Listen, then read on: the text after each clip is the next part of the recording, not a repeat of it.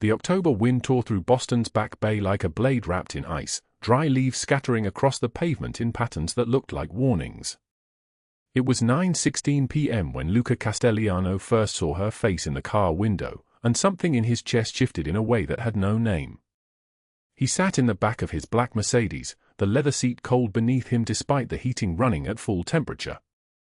His $4,000 suit jacket pulled tight across his shoulders, tailored to fit a man built from poverty and paternal brutality, a man who had clawed his way into absolute power. Marco sat in the driver's seat, hands at 10 and 2, eyes straight ahead. They had been waiting outside the brownstone mansion at 184 Marlborough Street for 17 minutes. The silver Honda emerged from the underground garage at exactly 9:51 p.m. Luca leaned forward, his storm-grey eyes sharpening. Aria Voss sat in the passenger seat. She wore a threadbare cardigan despite the cold, her hands folded in her lap, her shoulders carrying the weight of something invisible but crushing. "Stay 4 cars back," Luca said. His voice came out like thunder, deep and solid like an oath, but Marco had heard this tone before. Something was different tonight. The Honda turned north instead of south. It should have turned south. Aria's studio apartment was south, a converted closet in a neighborhood where 3 women shared a single bathroom and the landlord came on the 1st of every month with his hand open. Instead, the car climbed into the mountains, the city lights fading behind them like a dying prayer, until only dark pines and winding roads remained. They drove for 90 minutes. Marco did not speak. Luca did not blink. The lodge appeared suddenly through the trees, a structure built to disappear, all dark wood and stone, smoke rising from the chimney in grey spirals. Golden light spilled from the windows. The Honda pulled into the gravel drive and stopped. Aria climbed out of the car slowly, visibly shaking. The door of the lodge opened, and a woman emerged wearing a cream cashmere coat that cost more than Aria's annual salary. Sophie Langford. The matriarch. The person who employed Aria for 14 hours every single day, who kept her in a converted closet, who held her desperation like a leash. Behind Sophie, a small figure appeared in the doorway, still wearing pajamas at 1:15 midnight. Emma. 7 years old. The child Aria had raised from infancy, the only creature in the world who called her name like it meant something. Luca watched Aria's face through the binoculars. Her expression fractured. Terror. Pure, unfiltered terror. Sophie handed Aria an envelope.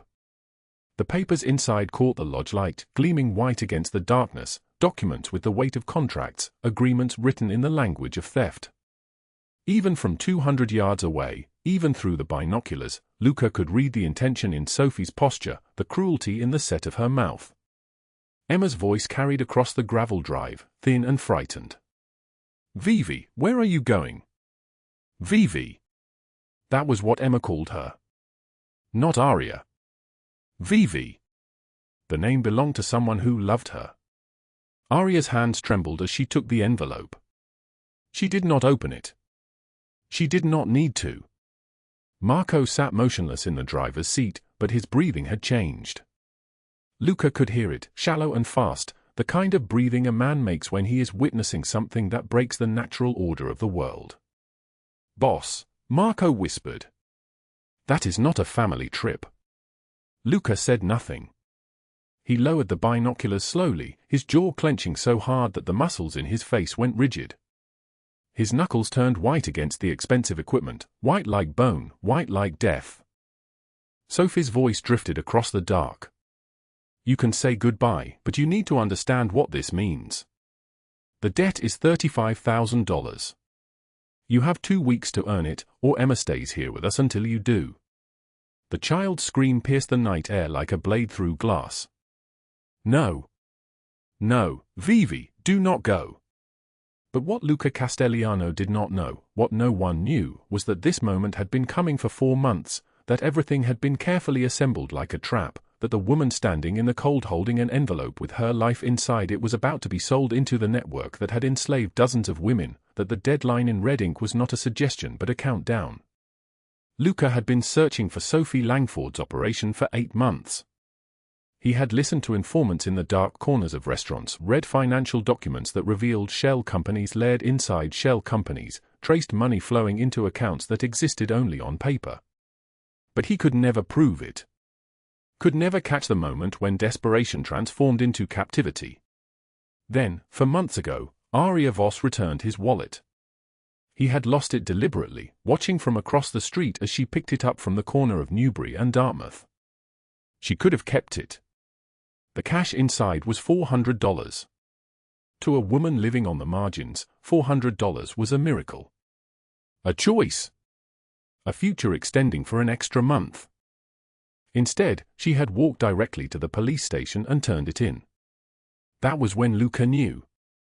He had placed a tracking device inside the wallet before he lost it, a tiny piece of technology that cost him nothing but told him everything. He had learned her name. He had learned her schedule. He had learned about Sophie Langford's experiments with leverage, how she took vulnerable women and broken children and transformed them into collateral. And he had sworn, in the silence of his penthouse overlooking the city, that the woman who showed him one small act of honesty would not disappear into that darkness. The car door slammed.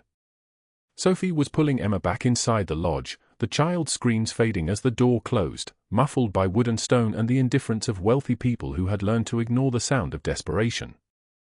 Aria stood alone in the cold. She looked down at the envelope in her hands, and her lips moved, but no sound came out. Not yet. She was still learning how to scream. Some people never did. Marco turned slightly in the driver's seat. "What do you want to do, boss?" Luca's hands were steady when he lowered the binoculars. His breathing was controlled. His face showed nothing. But in his chest, something cold and dangerous stirred, the same thing that had stirred 15 years ago when his wife died in a hospital bed holding their stillborn daughter, the same thing that had stirred every day since, a conviction that had become his hidden religion: children would never suffer what he suffered. Not on his watch. Not while he had breath left in his body and power in his name. "We wait," Luca said. His voice was quiet, measured, the kind of quiet that precedes violence like thunder precedes lightning. "We document everything. And we find out who is buying." The Mercedes pulled away from the lodge slowly, headlights off, disappearing back into the dark pines like a ghost. Behind them, Aria Voss stood alone in the gravel drive, holding an envelope that contained the mathematics of her own destruction, while somewhere inside the lodge, a child cried for someone who would not return. The November wind rose up again, bitter and cold, carrying the sound of crying and the smell of smoke from the chimney, and the night swallowed everything whole. Now, let us go back. Let us rewind to a cold September afternoon, to the moment when a woman with $78 to her name made a choice that would unravel everything, the choice that brought her to a leather wallet on a Boston street corner and changed the trajectory of her life in ways she could never have imagined. Because this is not just a story about a woman who fell into darkness. This is a story about the man who followed her there, and what he did when he realized the darkness was going to swallow her whole. The closet measured 7 feet by 4 feet.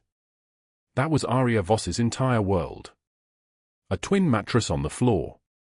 One shelf holding 3 shirts, folded with military precision. 2 pairs of jeans, both faded to the color of old denim, worn soft at the knees. A single hook on the wall for her jacket, a thin thing, more memory than protection. A plastic crate containing her toiletries and her most precious possession, a prayer card her mother had pressed into her palm the last time she saw her alive, 12 years ago. No window. No mirror. Just beige walls and the hum of the house settling around her in the dark. This was her bedroom in the Langford mansion on Marlborough Street in Boston. This was where she slept after 14-hour days caring for their daughter Emma. 6:15 in the morning. Rain drummed against the mansion's tall windows, the kind of September rain that felt like a warning. Aria's alarm was her internal clock. She had not needed a phone alarm in 3 years because her body had learned to jolt awake at precisely 6:15, before anyone else moved in this sleeping house of wealth and silence. She dressed in the dark. Turtleneck in September heat. She always wore the turtleneck. Always wore long sleeves. Always positioned herself so that the light fell across her face and away from her arms. The kitchen was cold tile and stainless steel appliances that cost more than she had earned in her entire life. Aria moved through it like a ghost, like a woman who had learned not to take up space in rooms that did not belong to her. She pulled the orange juice from the refrigerator. Oatmeal. Brown sugar. Blueberries, the expensive ones from the farmer's market that Sophie Langford bought without looking at price tags. At 6:30, she climbed the narrow back stairs to Emma's room. The child was small for 5 years old, blonde-haired, still in that tender age where she believed the world was fundamentally good. She woke immediately when Aria touched her shoulder, as though she had been waiting for this moment all night.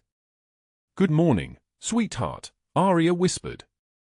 Emma's arms wrapped around her neck before Aria could speak another word. "You came back. You came back. Every morning, this." Every single morning, the child gripped her as though she had feared Aria would not return from the night, as though Aria might have evaporated like morning dew. "I'm always here," Aria said, and meant it. She was always here. 14 hours a day. 7 days a week. She had not had a day off in 8 months. They descended to the kitchen together. Emma in her pink pajamas, bare feet pattering on the cold tile. Aria guided her to the table where breakfast waited. "Can you eat fast today? Your mommy has a yoga class at 8. Emma nodded, her small mouth opening for the spoon. Aria fed her slowly, catching drips of oatmeal before they hit the pajamas. The morning rain continued its drumming against the windows, a sound like fingers tapping warnings on glass. At 7:45, Sophie Langford swept into the kitchen like a wind through an open door. She was 43 years old but had the particular kind of agelessness that came from expensive dermatologists and careful expenditure. Her yoga clothes cost more than Aria's entire monthly salary. Her hair fell in perfect waves down her back. Her nails were manicured to a precise oval. When she looked at Aria, it was the way one might look at a piece of furniture, with acknowledgement of its function but no recognition of its humanity. "Emma, darling, finish quickly. I'm running late." Sophie did not look at Aria when she spoke. She never did. "The Hendersons are coming for dinner at 7. I need the house immaculate. And her reading folder is missing again. Find it." "Yes, Mrs. Langford." Sophie left without another word, her car key already in her hand. Emma reached up and tugged Aria's sleeve as she reached for the orange juice. The turtleneck pulled, just for a moment, revealing the landscape of purple bruises that mapped her inner arm like a highway system of pain.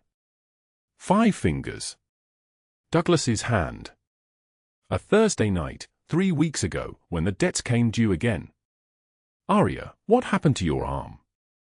Emma's 5-year-old voice was small, careful, the voice of a child who had already learned that some questions made grown-ups sad. Aria pulled the sleeve down fast, smoothing it over the evidence. "I bumped into a door, sweetheart. I'm clumsy sometimes." It was a lie she had perfected. She had been perfecting it for 5 years. Emma did not believe her. Aria could see it in the child's eyes, but Emma also understood that this was what adults did. They told stories to protect children from the truth of the world. Emma nodded slowly and returned to her oatmeal. That afternoon, September light falling at an angle that suggested autumn was already gathering its forces, Aria walked Emma to Boston Common. 3 blocks from the mansion. 45 minutes of supervised playtime while Aria sat on a bench and did the mathematics of her survival. $78 in her jacket pocket. That was all that remained after the $400 cash from Friday had gone to Douglas's debt collector. $78 to sustain her until the next Friday. Food costs money. Bus fare costs money. The eviction notice in her other pocket, the one with the date in red ink, was now 10 days away. 12 days had been the deadline 2 days ago. Now it was 10. Time was not her friend. Emma played in the sandbox with a wooden shovel, her small face concentrated with the seriousness of childhood.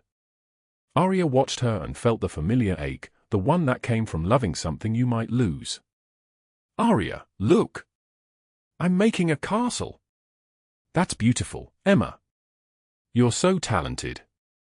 The wind picked up, carrying the smell of rain returning. Aria stood, preparing to gather Emma and head back, when something caught her eye on the pavement near the bench. Black leather. Lying against the curb like it had been dropped by someone running. A wallet. Aria picked it up. It was heavy, expensive, the kind of wallet that belonged to someone for whom money was not a calculation but a given. She opened it. No cash inside. But a Massachusetts driver's license with a name in sharp letters, Luca Castellano. A black American Express card with no spending limit printed on its face. And a photograph, a young woman with dark hair, caught mid-laugh, her head tilted back toward sunshine. The edges of the photograph were worn soft from touching, from being held repeatedly by careful hands. Someone's treasure. Someone's grief. Emma tugged at her sleeve. Are we going? Aria looked at the photograph again. The woman's eyes held something like joy, something like home. She should return this. She should mail it. She had 45 minutes before she needed to have Emma back at the mansion. She had the reading folder to find. She had dinner preparations for 7 people, people she would feed but never join. She had 14 hours remaining before she could sleep in her closet and then wake to do it all again. But the photograph, the way it was held, told her this mattered to someone in a way that most things no longer mattered to anyone. Change of plans, sweetheart. We're taking an adventure. They rode the T down to the north end, Emma asking questions about the wallet and where it came from. The address on the license led to Hanover Street, to a restaurant called Castellano's with dark windows and an air of quiet wealth. A place where the food was expensive and the clientele understood that discretion was part of the cost. Aria knocked. The rain had resumed its drumming, harder now, urgent. A man answered, tall, broad-shouldered, wearing a black suit that probably cost more than 6 months of her earnings. His eyes went from confused to alert when he saw the wallet. We're closed, he said, but his hand was already reaching. I found this. Aria held it up. I wanted to return it. The man's name was Marco, though Aria did not know it yet. His eyes widened in a way that suggested this was not a normal occurrence in his world. Wait here, he said, and disappeared into the restaurant's interior. Emma settled on the steps, clutching her doll, humming a song she had learned at school. The rain fell around them. 4:47 in the afternoon. Aria checked her phone. She had to have Emma home by 5:30. She had not made dinner yet. She had not cleaned the reading folder situation. She had not prepared the house for the Henderson visit. 10 minutes passed. 15. Finally Marco returned, his expression changed into something more formal, more careful. He wants to thank you personally, but he's in a meeting. Can you come back? I can't, Aria said. I have to get her home. Just tell him I'm glad I could return it. She gave her name, Aria Voss, if he wants to thank me, and took Emma's hand. They walked back into the rain. Behind them, in the quiet restaurant, a man held his wife's photograph and asked his lieutenant a single question. Who is she? That question would begin everything. But what Aria did not understand, walking back through the September rain, was that this wallet was not her accident. That someone had been searching for someone honest in a city drowning in corruption. That she had just passed a test she did not know she was taking. And that in the back room of an Italian restaurant, a man who had built an empire on brutality was now holding a thread that would pull his entire life in a new direction. The rain fell harder. The city held its breath. And somewhere in the north end, in the quiet after closing, Luca Castellano turned the worn photograph over in his hands and whispered one word, finally. Aria's hand trembled as she pulled her suitcase from under the closet bed, the same worn luggage she'd carried into this house 2 years ago. 45 minutes to pack a life into nylon and broken wheels. Her fingers moved automatically, 3 uniforms, 2 pairs of jeans, the shoes with the hole in the sole she'd glued back together 4 times. Everything else, the books Emma had given her for her birthday, the photographs of Emma's kindergarten graduation, the child's drawing of them holding hands that Aria had taped to the closet wall, all of it stayed behind. She had earned none of it. She belonged to nothing. The eviction notice sat on her pillow, the red ink bleeding slightly where her tears had fallen. 12 days. Now it would be 12 hours if she didn't figure out where to go. Her phone buzzed again. Another text from LC, "Don't panic. I'm sending someone. Stay visible in the hallway." Aria zipped the suitcase and sat on the edge of the bed in the converted closet that had been her entire world. Through the thin walls, she could hear Sophie on the phone in the study downstairs, voice sharp as broken glass. "Yes, she's leaving tonight." "No, she signed nothing." "Yes, I know. We moved to Plan B with Douglas." The hallway smelled like Sophie's perfume, something expensive and suffocating, the kind of scent that announced ownership. Aria dragged her suitcase to the top of the staircase and sat, waiting. The house was so quiet. Usually at this hour she would be reading Emma a bedtime story, feeling the child's small hand tighten around hers as her eyes grew heavy. Now Emma was asleep in her room, unaware that the person she loved most had just been erased from her life. Footsteps. Heavy ones. Multiple people on the marble foyer below. Aria's heart jackhammered in her chest.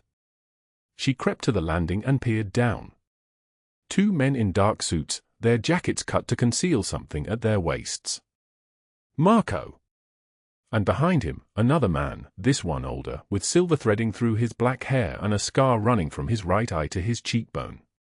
Even from 30 feet away, the power radiating from him was suffocating. Luca Castelliano stood in Sophie Langford's foyer like a blade wrapped in winter darkness. Sophie descended the stairs, her composure sliding into something almost desperate. "Mr. Castelliano. This is unexpected. I don't believe we've met." His voice was low, the kind of voice that made men reach for guns they wouldn't need. "We haven't. But I know about your hospitality staffing company. I know about the 18 women who accepted positions and are no longer findable on any database. I know about Douglas Hale and his creative accounting practices. And I know about a young woman upstairs who made the correct decision not to sign your contract." Sophie's face went white. "I don't know what you're talking about." "You will. Shortly. After your lawyer reads the federal indictment my attorney just sent to your email." Luca moved past her toward the stairs. "Where is she?" Aria stood on the landing, suitcase at her side, and their eyes met across 10 feet of expensive air. In that moment, everything shifted. She was no longer invisible. Someone was looking directly at her, not through her, not past her, but at her, as if she mattered. "Go," Luca said simply. "With Marco. You're safe now." Sophie grabbed Aria's arm as she descended. "If you leave this house, you have no references. No one will hire you. You'll be blacklisted in every good household in Boston." Aria looked at Sophie's perfectly manicured hand gripping her sleeve, at the diamond rings that had cost more than everything Aria owned, and something crystallized inside her. She pulled her arm free and stepped toward Marco. "That's the lie you tell yourself," Aria said, and her voice didn't shake. "That I need you. That I'll disappear without your permission. I'm not invisible anymore." The car waiting outside was a black Mercedes SUV with tinted windows that reflected the October night back at itself. Marco opened the rear door and Aria slid inside, suitcase across her lap like a shield. The leather smelled like expensive things, cologne, wealth, power. Everything that had never touched her life until tonight. Luca settled into the seat across from her, Marco in the driver's position, the car already moving before the door was fully closed. Boston Street scrolled past in a blur of streetlights and wet pavement. Rain had started to fall sometime during the last hour, the kind of rain that felt like erasure. "What happens now?" Aria asked. "Now you tell me your story. All of it. And then you tell me what you want, not what you think you can have, but what you actually want." Aria had not been asked what she wanted in so long that she couldn't remember. She opened her mouth. Nothing came. 18 months of survival had taught her that wanting was dangerous. Luca waited. He was patient in a way powerful men are rarely patient. The rain drummed against the windows. Marco drove in silence, his hand steady on the wheel, his posture communicating that whatever happened in this car was sealed in absolute confidence. "I want to never be afraid again," Aria finally whispered. "I want Emma to have a mother who isn't being hunted.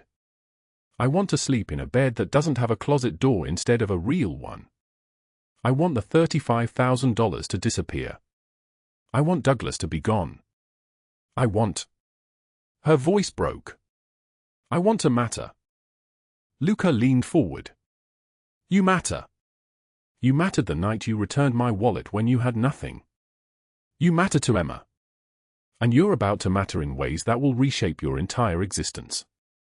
The car turned onto Atlantic Avenue, the harbor spreading out before them like a dark mirror of the sky. Aria pressed her hand against the cool window glass, watching Sophie's world recede behind them. Somewhere in that city was Emma, sleeping in a bed too large for her small body, waiting for a morning that would never come because her favorite person had vanished in the night. But there was no going back. There was only forward, into this darkness where a stranger was offering her something no one had ever offered before, a way out that didn't require her to destroy herself to take it. The rain fell harder. The Mercedes cut through it like a prayer. The blizzard had swallowed the mountain lodge whole. Snow fell so thick and fast that the world beyond 20 feet disappeared into white static. Inside, through the fireplace glow, Emma's crying echoed like a small bell nobody answered.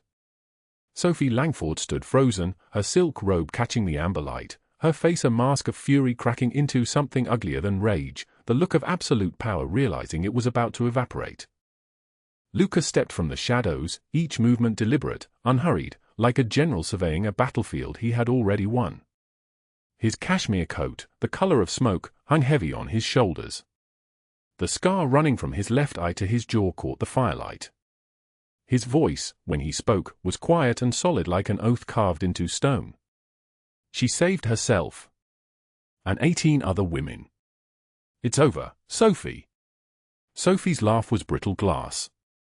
"You have no proof. My lawyers will bury you. My family has connections in.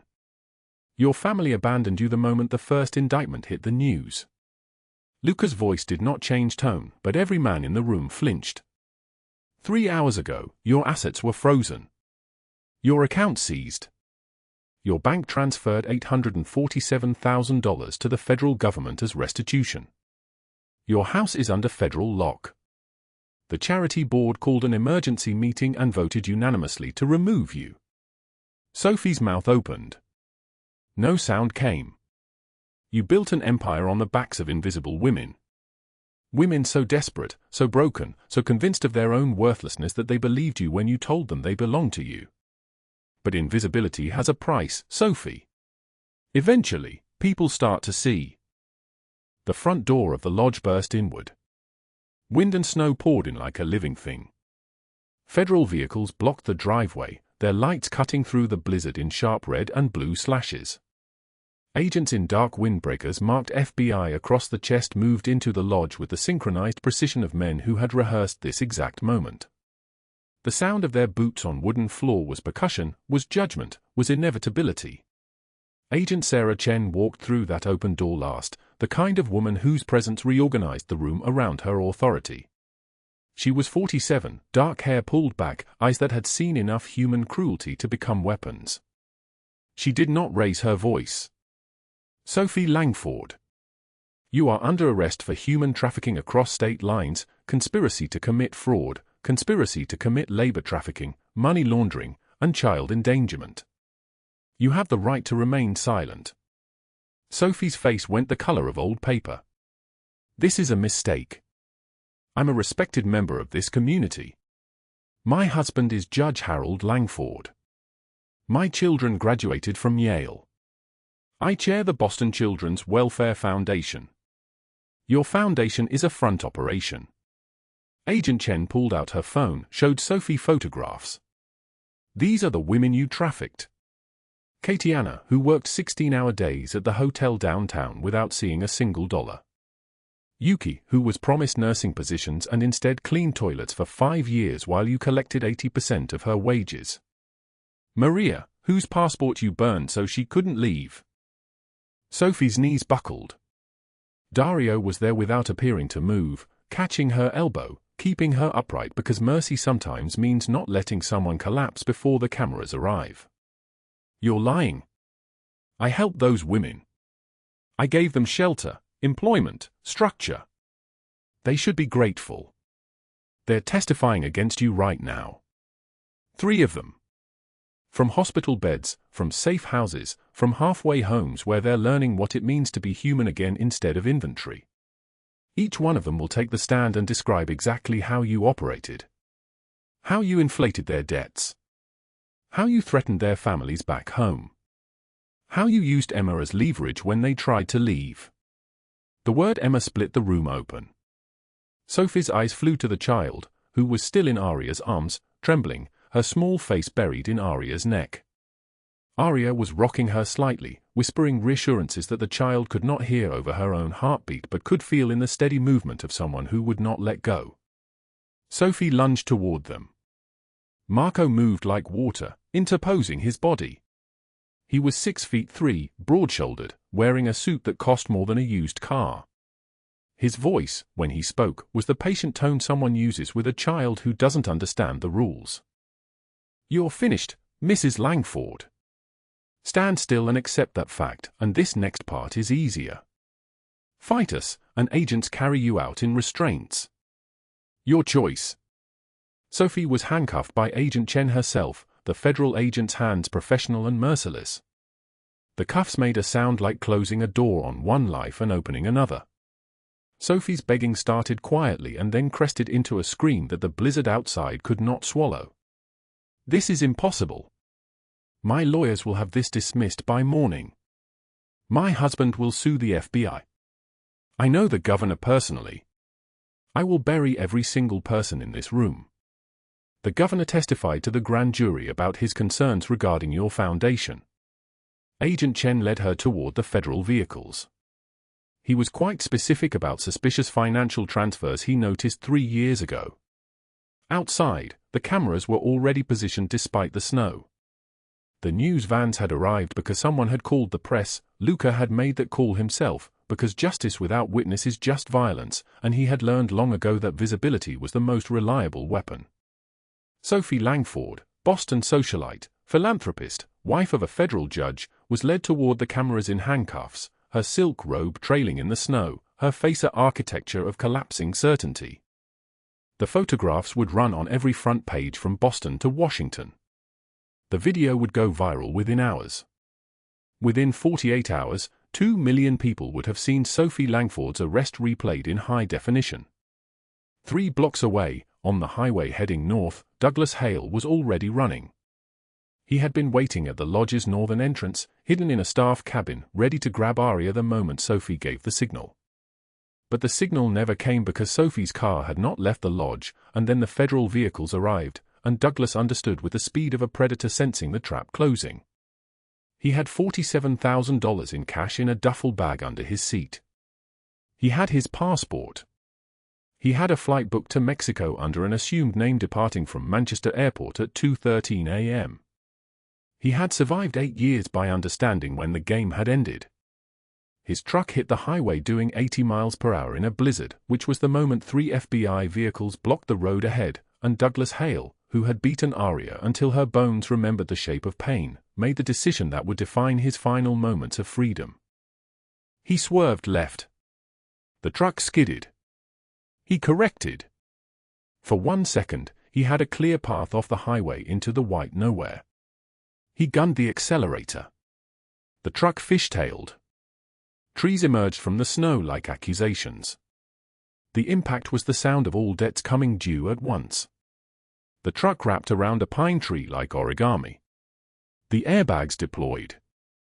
Douglas hung upside down, suspended by the seatbelt, his vision swimming, his left arm clearly fractured in at least 2 places. He was alive, which meant he still had to face the consequences of what he had done. The FBI vehicles surrounded the crash site within 90 seconds. Agents pulled him from the truck with careful brutality, mindful of his injuries but not gentle. Paramedics were already there, for bags and oxygen masks ready, keeping him conscious long enough to understand what was happening. Douglas Hale was read his rights while blood ran down his face. He was transported to Boston Medical Center under armed guard. He spent 3 hours in a federal holding cell before his first court appearance, and in those 3 hours, the video of his arrest played on every screen in America. The interrogation took 14 hours. Douglas requested a lawyer after 17 minutes. The lawyer arrived and immediately advised him to cooperate, because the evidence against him was the kind of overwhelming that turned trials into formalities.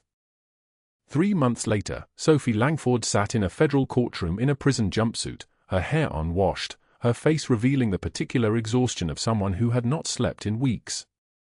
The judge was 72, had been appointed by President Reagan, and had zero tolerance for predators. Mrs. Langford, you have been found guilty on all counts. 37 victims. Across 8 states. Spanning 12 years.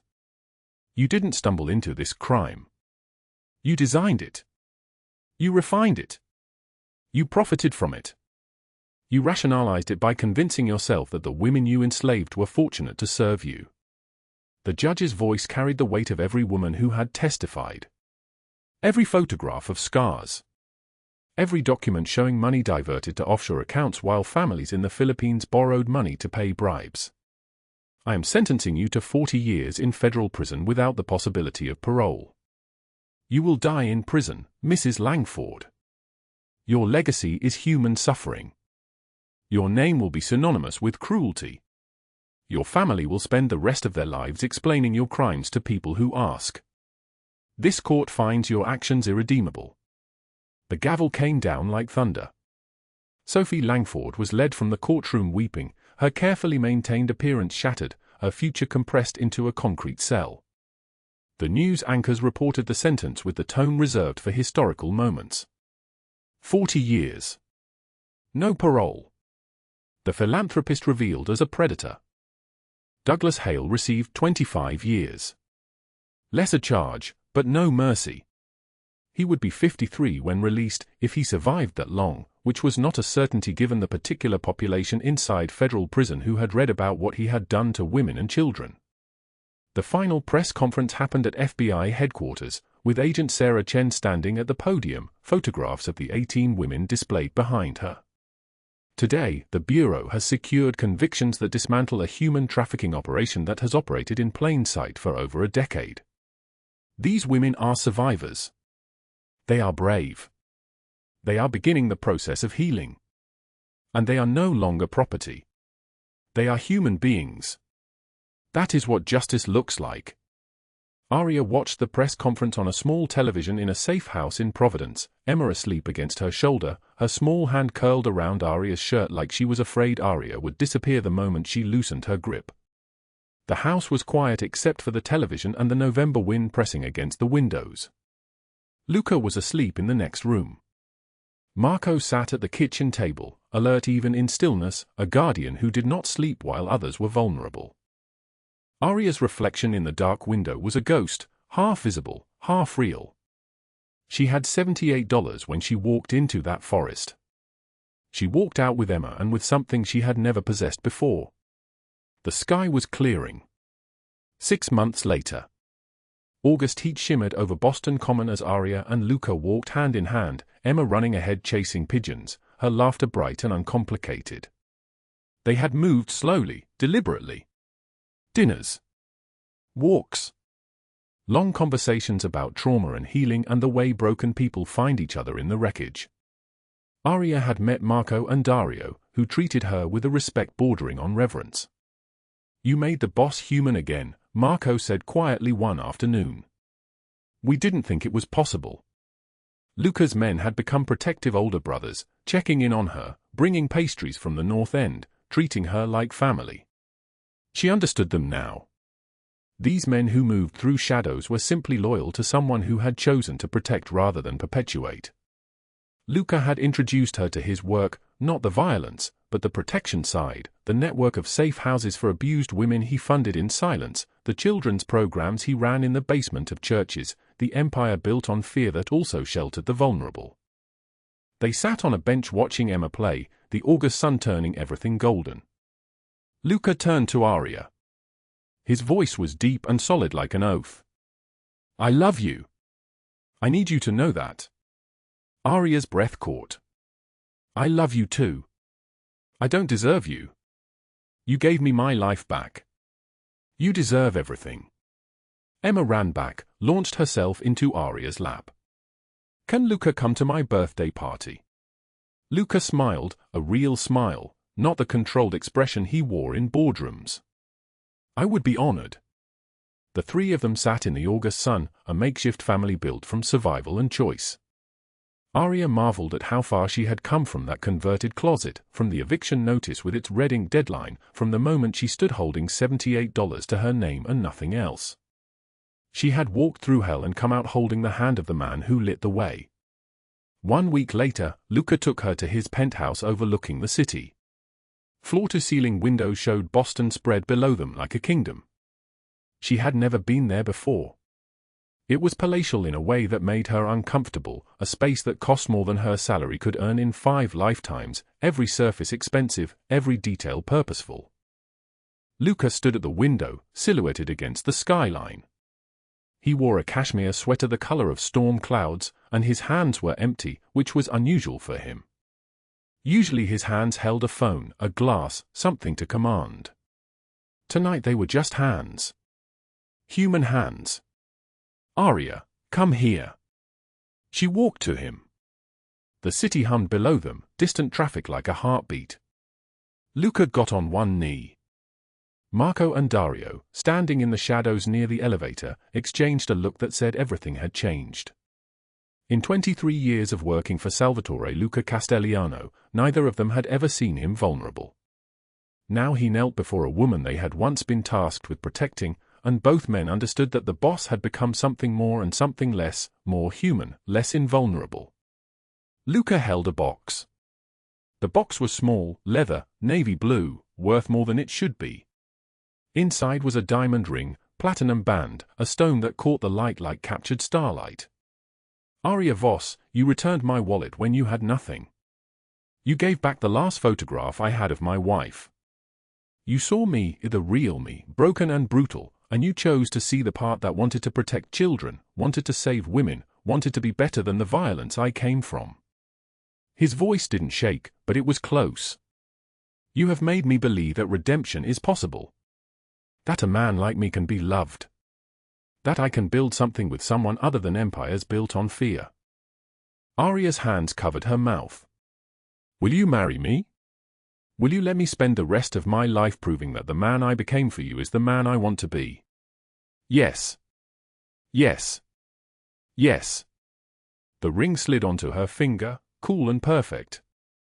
Luca stood and pulled her close, and for a moment they were just two broken people in an expensive room, holding each other like they were the only solid things in the world. When they kissed, Marco and Dario saw something they had not seen in 2 decades of service: their boss was no longer alone. The wedding happened in October, 6 weeks later, in a small church in Cambridge. Emma was the flower girl, walking slowly down the aisle in a white dress, dropping rose petals with the seriousness of someone performing a sacred duty. Richard Langford sat in the front row, tears streaming down his face, watching the woman who had saved his daughter become a bride. Aria wore ivory silk, simple and elegant, her scars visible on her shoulders where the dress dipped low. She wore them like medals. Let people see. Let them know what survival looked like.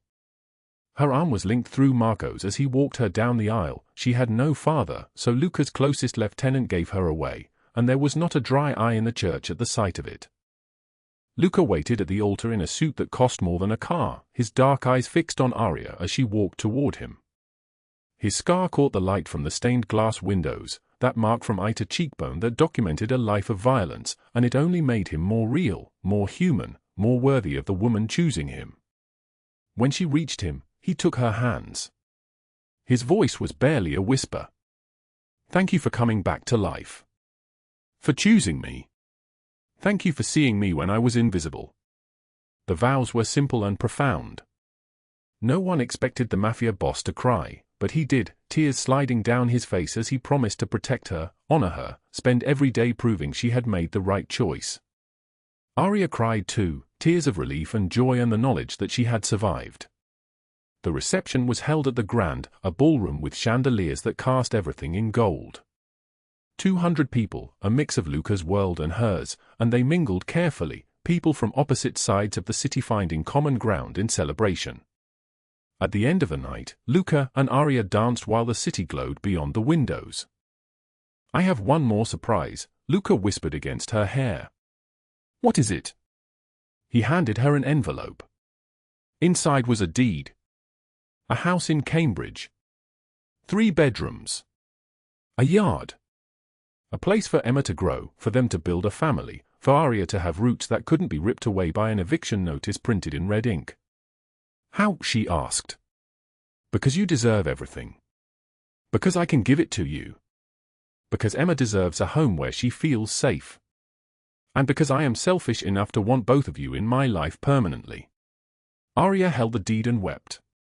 She thought of that converted closet. The $78 in her pocket. The 12-day deadline. The way she had stood at a street corner with nothing and met a man who saw her.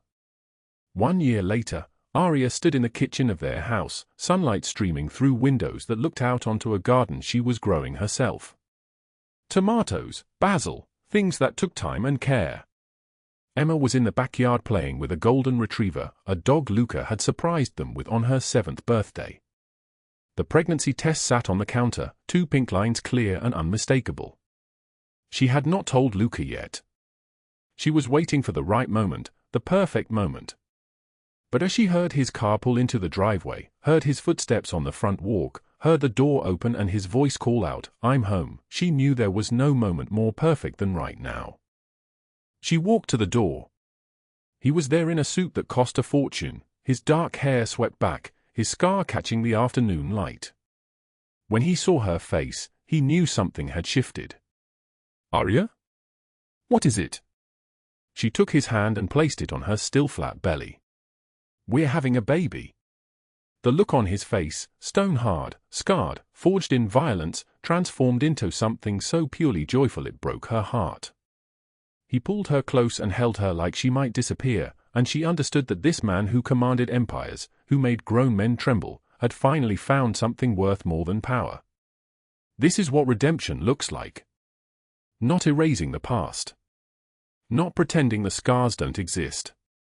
But building something new in spite of them. Building with someone who sees you, truly sees you, and chooses you anyway. Sometimes salvation comes from the most unexpected places. An act of honesty, returning a lost wallet, can unravel empires of darkness and build foundations for love. No matter how trapped you feel, no matter how powerless, one choice toward courage can change everything. Predators rely on silence. Break it. Trust the strangers who see you when everyone else looks through you. If this story moved you, hit that like button right now. Share this video with someone who needs to hear it. Subscribe and turn on notifications so you never miss a story that might change your life. Drop a comment telling me, have you ever had a small act of kindness change everything? I read every comment. New stories every day. Thank you for being here. Now go live your own miracle. After the rain, the sky clears. And sometimes miracles come from the most unexpected places.